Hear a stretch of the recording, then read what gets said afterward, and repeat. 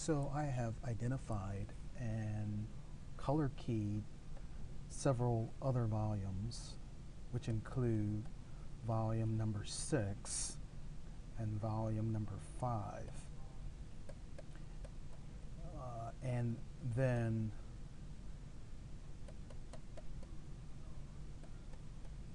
so now then we can clearly see what we have to move and adjust to really clean up this design, to really understand this design. So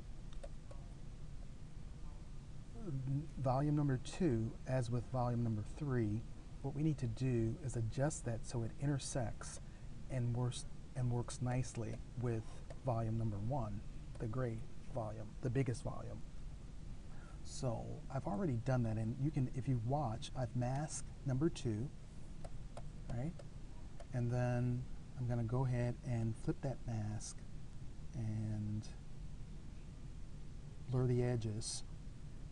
And then I flip it back and begin moving that volume in with my move tool so that it intersects volume number 1. I continually adjust it until finally we get an intersection between those two volumes, 2 and 1, that actually begin to work. You can see what's happening here, how the volumes are now intersecting number 2 and 1. So there's still a lot more intersection. So we're going to go ahead and unmask number 2, and I'm going to make number 4, make volume number 4 disappear. That is, let's just hide that, go back to this one.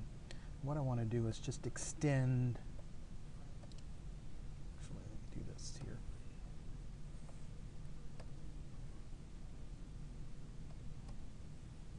Let's just gonna color this. I want to color this.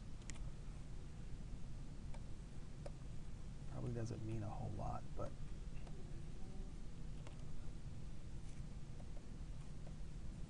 color this so that we really see how that volume moves in. So go back now to this one. And what I want to do is extend this volume into that volume, so we don't have that little clip here. And the same thing we're going to do with that volume. We want to really, without the little light catcher that we have there, we want to see how those volumes work together without that light catcher. So I think what I should do is take maybe let's take the planar curve.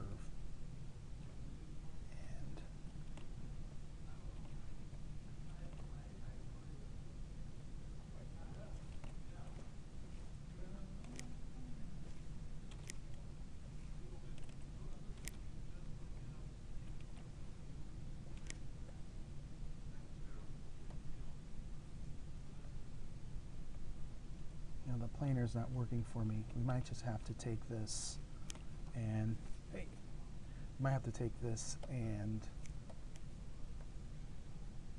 just pull that. Let's just pull that in. Taking my move tool, I'm just gonna pull this in like this. You can always adjust that surface afterwards. Come back in. I am going to, let's Dynamesh this, and then we can go ahead and make some adjustments with Trim Dynamic.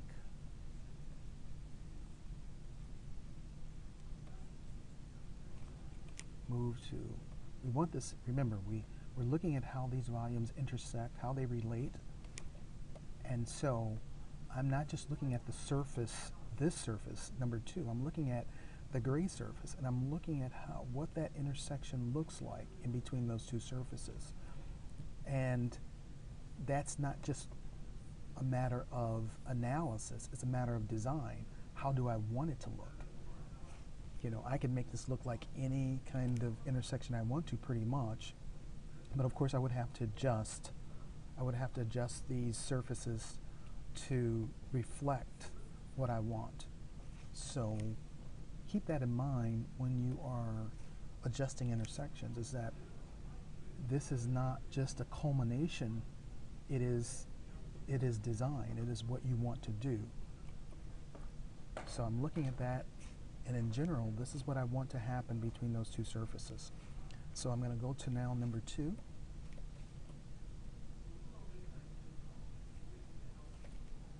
And do the same thing here.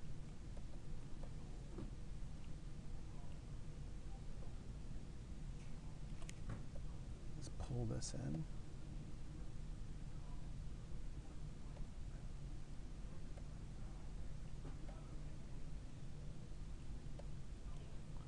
And I'm going to clip this. Maybe I'll clip this like this. And with this surface, I want to also do Dynamesh. It's not already Dynameshed. And because when you do that, you're obviously stretching the surface somewhat, and that's never really a good thing. So Dynamesh is the thing that helps you to keep that surface under control. So then we've got these two surfaces, and they're moving nicely. I'm not sure now, as I'm looking at the surfaces, do I like the breakup between the gray versus the light gray? You know, they look too equal. Like this number 2 and number 3 looks too equal. Maybe I stretch out the number 2 or shrink the number 3. Not sure. So what I think I want to do then is just let's go ahead and take this number 2. Actually, I'm going to bring up, I think this 2 is going to be just fine using, I'm just going to take this, go to my deformer, and because I can put various, I can now just go ahead and take this and pull this back. Maybe that's a little bit too much. Do this.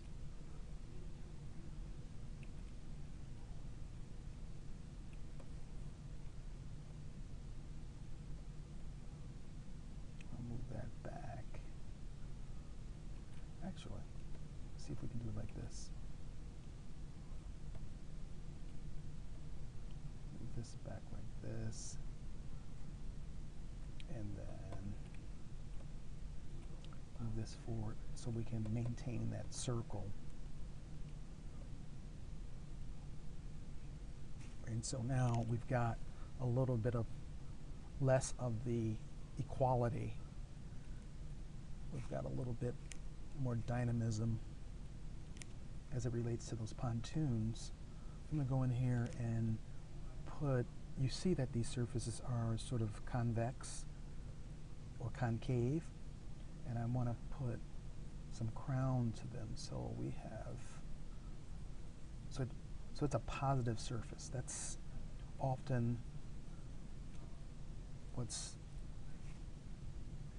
the kind of surface that you see, and the kind of surface that's expected on automotive surfaces, that is. It doesn't always have to be, you know, and I guess it's a design decision, but in this case I think that kind of surface is appropriate. So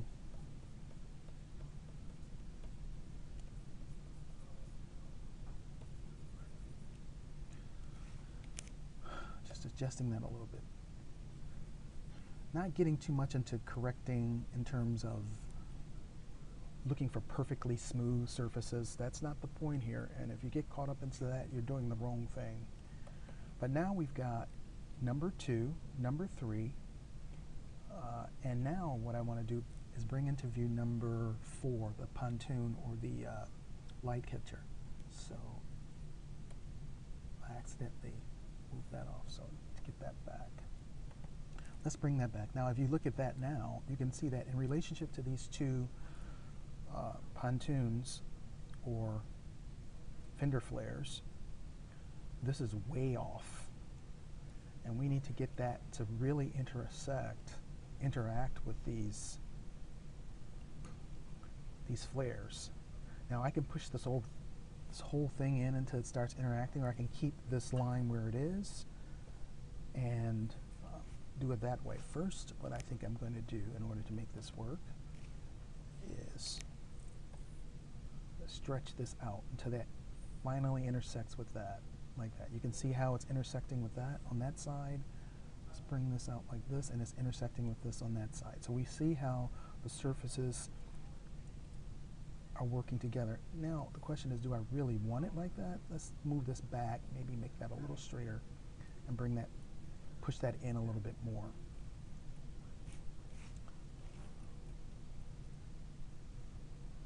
So now what I think I need to do with that is I want to push this, you see this line here? I want to push this line in so that it touches and intersects both of those. The bottom is okay. I think it's the top that needs some help. So let's go ahead and just mask all of this, flip it, and then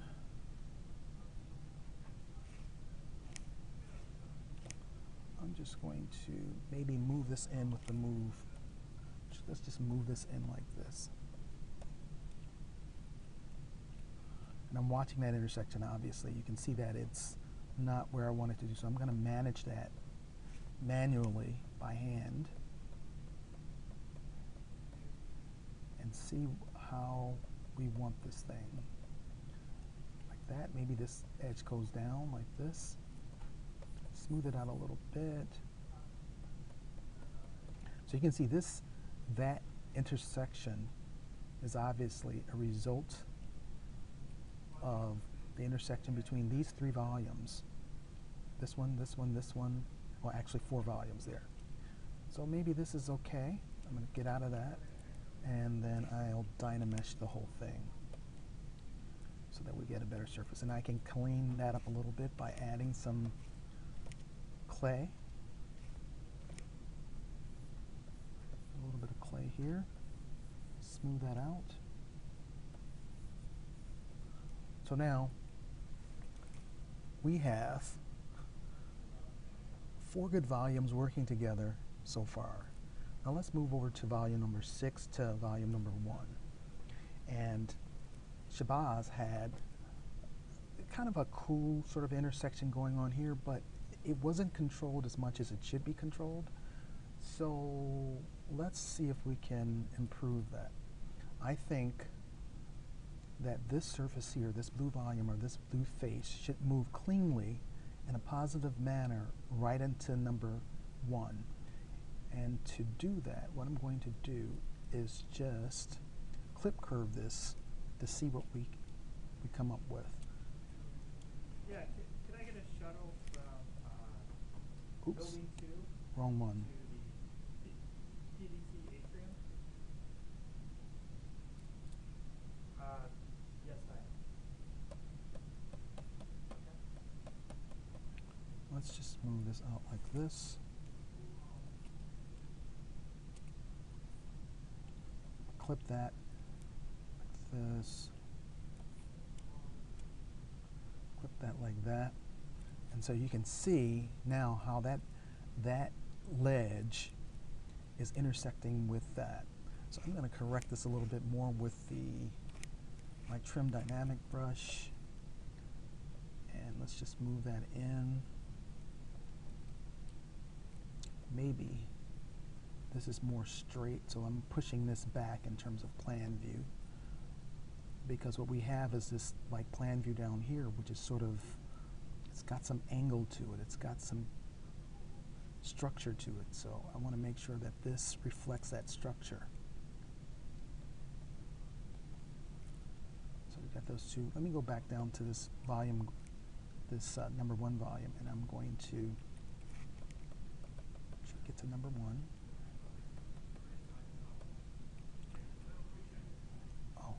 find out what's going on.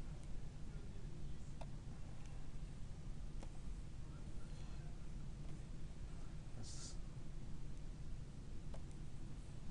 make sure that we can go back to trim, dynamic, and now I am going to clean this up between number one. You can see the interaction between all of those, and Yeah, that should be fine. maybe this one could use a little bit of that. There's some correction down here that obviously needs to happen. I can see that very clearly now, because again, we're working with volumes, and you can really start seeing what needs to happen in order to work. I think now that this could probably, oops, back to number 6 volume, and I think this could definitely move in up here, so that light catcher, if you will, could track back a little further as it comes across this radius here. So we have that going in like that.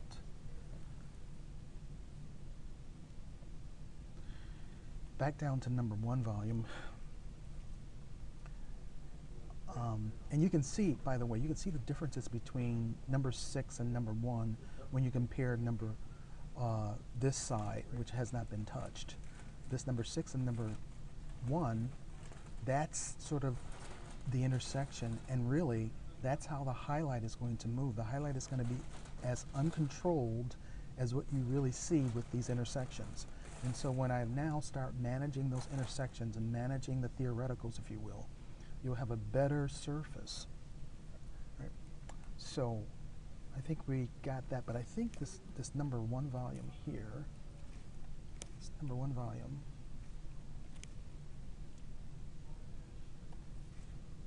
what needs to happen here is, let's number 3, let's see, number 3 volume, let's make that disappear for now. Go back to the number 1 volume. So you've got on this, you've got these 2 theoreticals. This is where this surface is coming into this surface. But when you come down at the bottom and you look at the plan views, these are not reflected. You see how this plan view here, if I draw this line here, you see that plan view and plan view, and I draw it down here. If I draw it down here, let's put a line, a darker line here. I draw this line, and I draw this line, and I draw this line. You can see that they have no relationship. This line and this line has no relationship. So I can see very clearly how these surfaces, at least near this pontoon, or this pontoon, they're not working together. And so there's a funny here that's it's clearly seen. So what I need to do is I'm just going to use brute force here and use my trim dynamic and just really push this in to start reflecting this plan view at the top.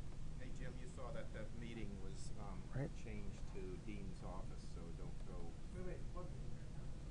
the immersion. Nowicki. Yeah, that's where I was going. Oh, okay. It just said it was changed to his office. That's why it Oh, was just okay. sent out. Well, that's fine. I know where it's going. Okay. Yeah, I gotta show them. Well, you're not driving your wrecked edge. No. Did you get the other one yet? It's here, it's been here. So you can see That's what I now thought you said. that You thought it was now that line here is related to, and the same goes for this bottom. I'm going to carry this section here, the bottom section, a little further back right here, comparing plan views. And we know that a lot of this is going to be clipped off with that pontoon from before. And while I'm here, I'm just going to flip this over to the other side. Let's just go ahead and flip this over the other side. So now we've got that. And I can bring back this one now. And then these and we really see what needs to be done, but it's a cleaner resolution. We may want to do some things to that to make that look a little bit better, but I can instantly see some of the possibilities that exist between those two volumes. Let's go ahead and now go back to this one. I'm just going to actually grab and just really start moving this over until they start intersecting. And automatically I see that I want this hard line, this crease that's coming off of the fender here, coming here, we want that to sort of intersect in a really nice fashion here. I think here I want this to probably do something like this.